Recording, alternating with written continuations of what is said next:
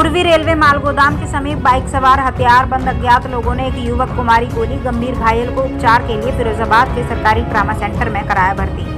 आपको बता दें, मंगलवार की दोपहर थाना टूंडला के माल गोदाम क्षेत्र में बेखौफ बाइक सवार बदमाश ने मोहित गौतम नामक युवक को गोली मारी और फरार हो गया है। बदमाशों की संख्या 2 बताई जा रही है। बताया जाता है मोहित पुत्र अजय गौतम संजय मार्ग हरिनगर टूंडला निवासी है, जो बाइक से माल गोदाम समीप बाइक पर जा रहा था। बदमाशों ने मोहित को रुकने के लिए कहा।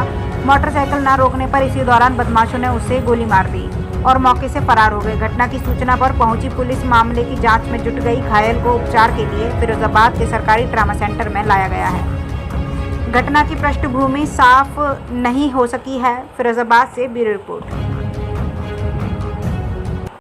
मोहित गौतम, क्या बात हुई थी? क्या बात कुछ भी नहीं हुई थी भैया, मैं गाड़ी लेके घूमने निकला था घर से।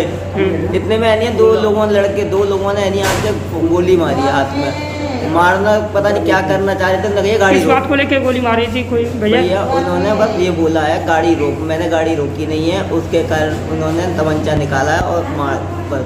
कोई रंजिश वगैरह तुम्हारी? सर मैं यहाँ रहता ही नहीं हूँ, मेरी रंजिश नहीं हो सकती सर यहाँ।